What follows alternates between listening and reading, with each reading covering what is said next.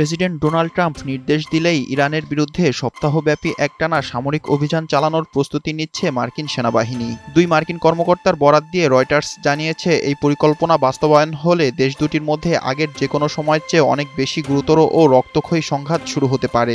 পরিকল্পনার সংবেদনশীলতার কারণে নাম প্রকাশ না করার শর্তে কর্মকর্তারা জানিয়েছেন, এই সামরিক প্রস্তুতি যুক্তরাষ্ট্র ও ইরানের মধ্যে চলমান কূটনৈতিক প্রচেষ্টাকে ঝুঁকির মুখে ফেলতে পারে।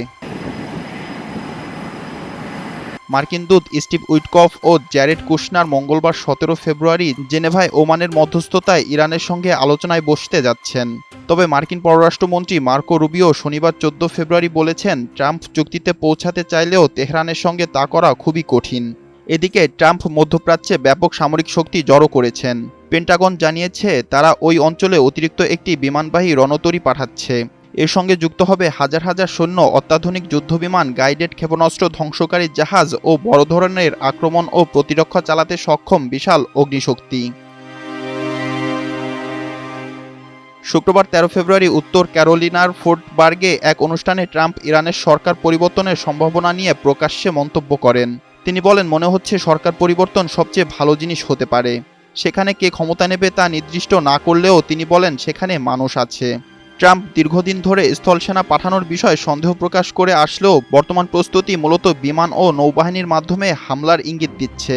এ প্রসঙ্গে হোয়াইট হাউসের মুখপাত্র অ্যানা কেলি বলেন, প্রেসিডেন্ট ট্রাম্পের কাছে সব বিকল্প খোলা রয়েছে। তবে পেন্টাগন এ নিয়ে কোনো আনুষ্ঠানিক মন্তব্য করতে অস্বীকৃতি জানিয়েছে। কর্মকর্তারা জানিয়েছেন, এবারে পরিকল্পনা গত জুনের মিডনাইট হ্যামার অভিযানের চেয়ে অনেক বেশি জটিল। জুনের অভিযানে কেবল পারমাণবিক স্থাপনায় বোমারু বিমান থেকে হামলা চালানো হয়েছিল, কিন্তু এবারে সম্ভাব্য অভিযানে পারমাণবিক অবকাঠামোর পাশাপাশি ইরানের রাষ্ট্রীয় ও নিরাপত্তা স্থাপনাগুলোতেও আঘাত করা হতে পারে। বিশেষজ্ঞরা সতর্ক করেছেন যে এই অভিযানে মার্কিন বাহিনীর ঝুঁকি অনেক বেশি, কারণ ইরানের কাছে বিশাল ক্ষেপণাস্ত্র ভাণ্ডার রয়েছে।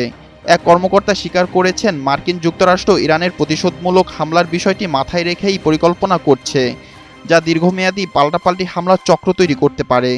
ইরানি বিপ্লবী গার্ড IRGC হুঁশিয়ারি দিয়েছেন যে তাদের ভূখণ্ডে হামলা হলে তারা মধ্যপ্রাচ্যে অবস্থিত যে কোনো মার্কিন ঘাঁটিতে প্রতিশোধ নেবে। উল্লেখ্য, জর্দান, কুয়েত, সৌদি আরব, কাতার সহ বিভিন্ন দেশে যুক্তরাষ্ট্রের সামরিক ঘাঁটি রয়েছে।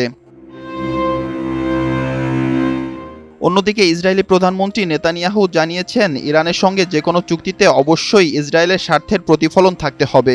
ইরানের নির্বাসিত বিরোধী নেতা রেজা পাহালভি এই সামরিক হস্তক্ষেপের সম্ভাবনাকে স্বাগত জানিয়েছেন। তিনি রয়টার্সকে দেওয়া এক সাক্ষাৎকারে বলেন, এই আক্রমণ প্রক্রিয়াকে ত্বরান্বিত করবে এবং জনগণ রাস্তায় নেমে এসে বর্তমান শাসনের পতন ঘটাবে। ইরান সরকার পতনের দ্বারপ্রান্তে বলেও দাবি করেন রেজা পাহালভি। বিপ্লব শেখ, NTV অনলাইন।